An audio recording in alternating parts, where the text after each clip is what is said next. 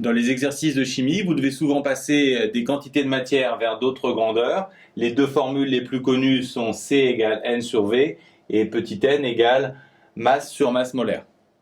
Vous devez également connaître en terminale la formule de la concentration massique, M sur V, mais aussi comment passer de la masse à la masse volumique, où ρ ici est la masse volumique justement.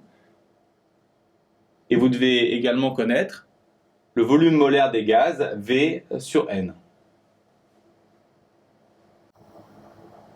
Si vous avez des difficultés à mémoriser toutes ces formules, c'est peut-être parce que vous n'en maîtrisez pas assez le sens. Donc la première méthode pour les retrouver et les mémoriser facilement, c'est de travailler sur leur signification. Qu'est-ce que veut dire par exemple le fait que la masse molaire du carbone soit de 12 grammes par mol?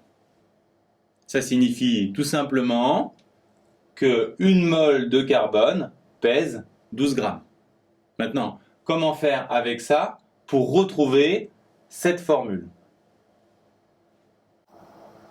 Pour cela, il suffit de prendre quelques exemples simples. On vient de le voir, 1 mol pèse 12 grammes.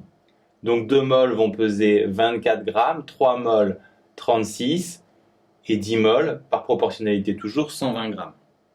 On voit qu'on passe de N à M en multipliant par 12, qui correspond à la masse molaire.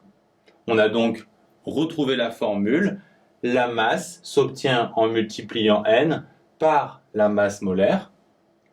Et on peut, avec cette formule, en trouver deux autres. Si on veut N, on va diviser petit m par grand M. Et si on veut la masse molaire, on va diviser la masse par N.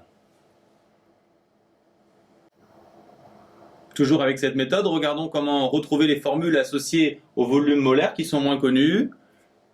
Le volume molaire d'un gaz à 25 degrés, c'est 24 litres par mol. Ça signifie que 1 mol de gaz occupe 24 litres.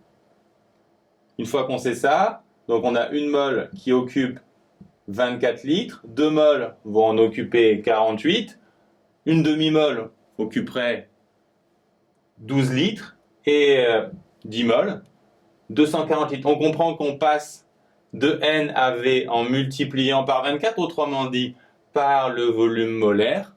Ainsi V est égal à N fois Vm. Si on veut N, on va faire V sur Vm, et si on veut Vm, on va tout simplement faire V sur N.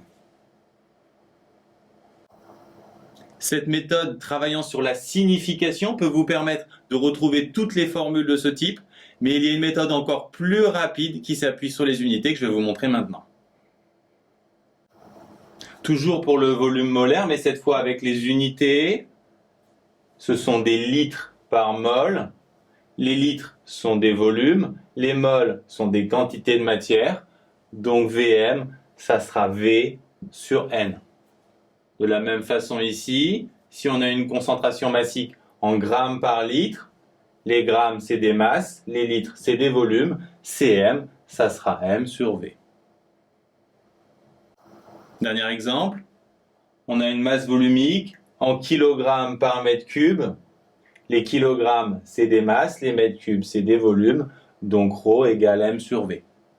Remarquez qu'on aurait pu vous donner ici la masse volumique du béton, pas directement mais par le biais de la densité. On obtient alors la masse volumique en faisant la densité fois la masse volumique de l'eau que vous devez connaître, 1000 kg par mètre cube. On aurait ainsi retrouvé les 2500, 2005 fois 1000.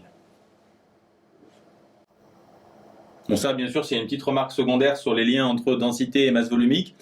Cette méthode par contre est très importante, elle est très pratique puisque dans les énoncés, comme ici, on vous donne les unités. Donc si vous savez les interpréter, vous retrouvez directement les formules de cours.